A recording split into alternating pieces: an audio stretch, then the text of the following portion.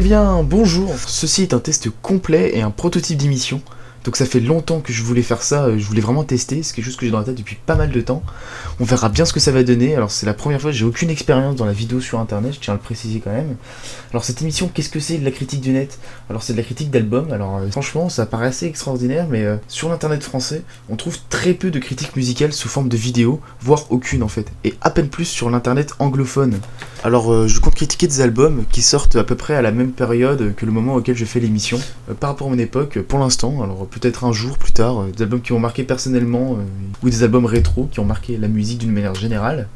Donc cette première émission, cette émission pilote sera consacrée à Giorgio Moroder, et elle sera placée sous le signe de la trance. Il a sorti un album il y a peu, le 12 juin, qui s'appelle Déjà Vu, ou plutôt, vu qu'il s'agit du mot français anglicisé, Déjà Vu. Mais alors, qui est Giorgio Moroder? Eh bien, Moroder est une référence absolue, tout simplement.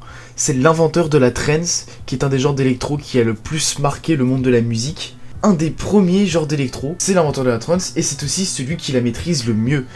Il a fait l'électro dans les années 70, c'est un des DJ les plus anciens, et c'est maintenant un modèle d'inspiration pour grand nombre de bons DJ, entre autres les Daft Punk. Et d'ailleurs ils ont collaboré sur Giorgio by Moroder, une piste de leur dernier album Random Access Memories, qui est pour moi la meilleure musique de cet album et qui est vraiment géniale. Cette musique est un chef-d'œuvre absolu. Elle démontre le génie des Daft Punk, et il faut vraiment que vous alliez l'écouter si vous ne la connaissez pas, parce qu'en plus elle permet de comprendre le personnage de Moroder, et elle est vraiment géniale de toute façon. Vu que Giorgio Moroder est quelqu'un de si légendaire, et bah l'album ne peut être qu'excellent, donc on va voir ça tout de suite. Je lance le disque et c'est parti.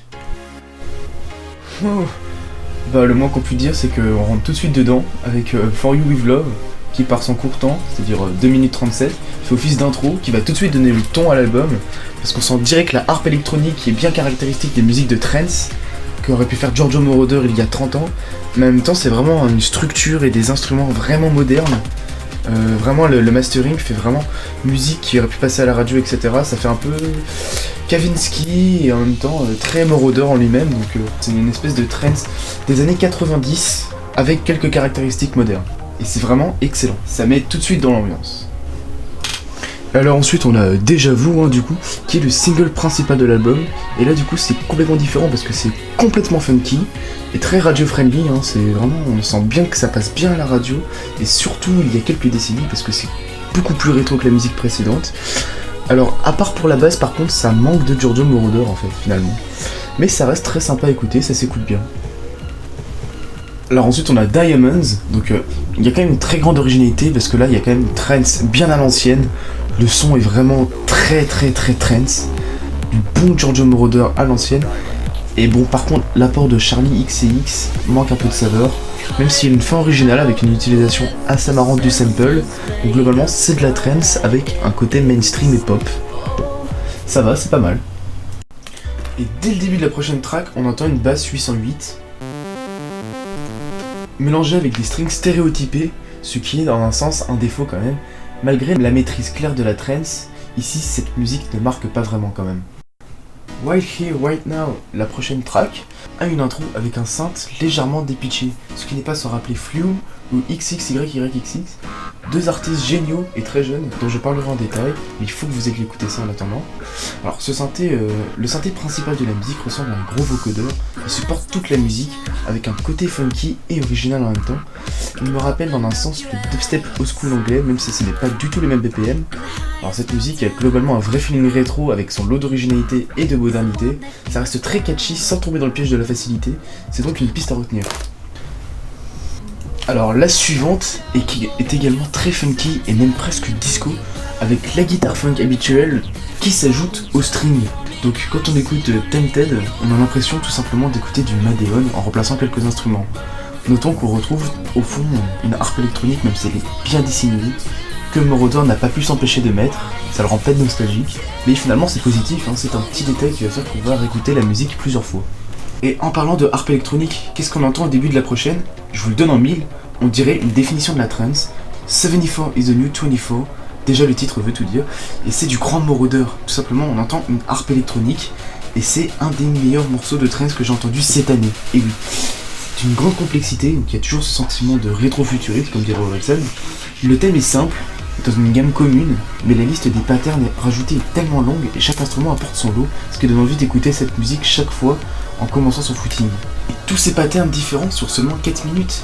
Absolument tout est maîtrisé dans cette musique, c'est parfaitement masterisé, c'est génial, c'est peut-être la meilleure musique de cet album. Tom's Dinner me rappelle très fortement une musique de The Neighborhood, mais c'est juste moi je pense. Bon, sinon à part ça, le vocodeur mis sur la voix dans cette musique est vraiment sympa, il change de l'habituel autotune superflu. Autre chose sur cette musique, la structure semble être assez actuelle, puisque Moroder a voulu ici faire une sorte de drop avec un uplifter. Alors l'uplifter, qu'est-ce que c'est rapidement? C'est le moment qui monte, comme on dit couramment, où la batterie se resserre pour donner un sentiment de soulagement à l'arrivée de la base, c'est-à-dire le drop. Mais il y a beaucoup à dire sur ce mécanisme, mais j'en parlerai beaucoup plus ultérieurement. La musique globalement est assez sympa, mais on commence à atteindre un problème que j'apporterai à la conclusion de cette vidéo, j'en parlerai plus en détail. La musique suivante, Wildstar, j'ai pas grand chose à dire finalement, on commence vraiment à comprendre comment marche cet album, c'est-à-dire le mélange entre récent, rétro, etc. Alors certes, il y a des 808 snares et des synths des années 70 qui viennent monter un peu le niveau et apporter un petit peu d'originalité, mais cette track aurait pu s'appeler Right Here Right Now partie 2 en fait finalement. Oui c'est vrai, on a envie d'être sur une décapotable en Amérique au coucher du soleil, d'accord, mais clairement le manque d'inspiration se fait sentir. Sauf peut-être pour le bridge, où on ressent une impression de Chase, qui est au passage la meilleure musique de Moroder, qui fait partie de la bande-son de Midnight Express, et où le vocodeur dans le bridge est quand même plutôt sympa, faut le dire.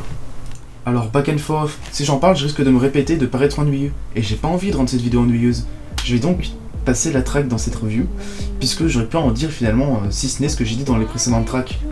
Alors ensuite, I Do This For You. Alors là par contre, quand elle commence, on a un vrai son de trance, suivi d'un putain de bon kick. Le kick est vraiment génial, trop bon. Et au refrain, on a la basse deep qui se lance. Donc une grosse basse 808 bien trap, qui est très travaillée, et qui soutient la voix de la chanteuse en fait, qui n'est pas superflu du tout, avec un snare sur le troisième temps. Et puis, après le refrain, dans la deuxième partie, le snare revient sur le deuxième temps, ce qui donne un rythme très particulier à la musique. Et c'est très positif. Pour rester moderne, Moroder refait un uplifter avant le deuxième refrain, puis au bridge on a carrément une sorte de guitare électrique, je pense que c'est une vraie, qui est en fond et qui rajoute une dose d'originalité. Il y a pas mal à dire, mais vraiment cette musique est sans aucun doute la deuxième meilleure de l'album pour moi, après 74 et The New 24. Et on arrive déjà à la dernière track. Je rêve où j'entends du français. Oh génial! Attendez, il y a du vocodeur en français là, mais c'est trop bien. Enfin bon. Après le retour de la harpe électro, et puis il y a carrément des strings et des snares, d'accord, bon. Alors là j'ai l'impression d'écouter Robert Miles, qui est très positif finalement. Cette musique met dans l'ambiance, elle met même carrément le feeling de la plupart des tracks, mais en mieux. Il y a un son des années 90 qui est vraiment maîtrisé. Tous les instruments de la trance sont là, et c'est ça qu'on aime. J'aurais tellement aimé avoir plus de tracks comme ça dans cet album, plutôt que des featuring génériques avec les chanteuses du moment. Parce que c'est ça, il est exactement là le problème. Je vois très clairement ce que Moroder a essayé de faire, mélanger modernité et rétro en un album, avec son son des décennies précédentes et le son actuel. Et comme il le dit lui-même dans la musique avec Daft Punk, il a toujours fait comme ça. Le problème, c'est qu'il a aussi récupéré la plupart des défauts caractéristiques de notre époque en musique. Il essaye parfois d'être trop conforme aux normes de la radio, à défaut de manquer d'originalité. Ou alors le feeling rétro y est, et la plupart du temps, c'est plus du funk lambda que du vrai Giorgio Moroder. Je n'ai rien contre changer de style, mais là, il perd ce qu'il fait, de lui ce qui est. On a l'impression d'écouter n'importe quel artiste qui a pu ne pas s'appeler Giorgio Moroder finalement. Bon, finalement, c'est rare les moments avec de la vraie trance. Alors en revanche, 74 de New 24 est excellente, de même que les deux dernières tracks, il faut l'avouer. Donc dans cet album, on a une très grande maîtrise de la production, ce qui n'est pas étonnant vu sa carrière, et c'est indéniable, c'est la plus grande qualité de l'album. Il y a une certaine complexité à certains moments, mais finalement assez peu, c'est pas vraiment un défaut en soi. Il y a une originalité qui est voulue par l'artiste lui-même, c'est-à-dire le mélange, comme j'ai déjà dit, entre les époques, mais qui n'a pas pleinement atteint son but, puisque Moroder perd du Moroder. C'est une fusion donc imparfaite entre électro old school et moderne, même si objectivement ça reste un bon album avec une structure classique d'album qui ne se veut pas conceptuel. Cependant, de la part de Giorgio Moroder, je considère cet album comme étant une déception, même si c'est triste à dire. Et oui, ça m'ennuie de commencer cette émission avec un album sur lequel on reste sur sa fin. J'aurais dû commencer par Nekfeu. Mais je vais terminer par une note positive. Si cet album aura permis de vous faire découvrir Moroder, alors rien n'est perdu. Courez écouter la bande-son de Midnight Express, évidemment la musique avec Daft Punk, et si vous aimez, intéressez-vous au monde de la trance. De Robert Miles à Armin van Buuren, ou moins connu, de Sun Tree à Sven Väth par exemple. Donc voilà, c'est tout pour cette émission. Honnêtement, c'est encore un essai, je n'ai aucune idée du potentiel de gens qui peuvent voir ceci, même si franchement je ne m'attends quand même à assez peu. Mais admettons que vous soyez un minimum de personnes, vous pouvez prendre le temps de me faire votre critique personnelle, ce qui en fera une critique de critique finalement, mais soyez assurés que je lirai et prendrai compte de tous les commentaires. Mis à part cela, vous pouvez également donner votre propre avis sur cet album, de même je les lirai tous sans exception. Cela ouvrira potentiellement mon esprit. Et enfin les trucs habituels, la page Facebook de notre chaîne YouTube. Vous pouvez vous abonner également, mettre un pouce vert ou voilà, ou n'importe quelle manière de montrer que vous avez aimé. Enfin, si vous avez aimé bien sûr. Donc voilà, assez de blabla, on se reverra peut-être bientôt. Et d'ici là, portez-vous bien et à la prochaine.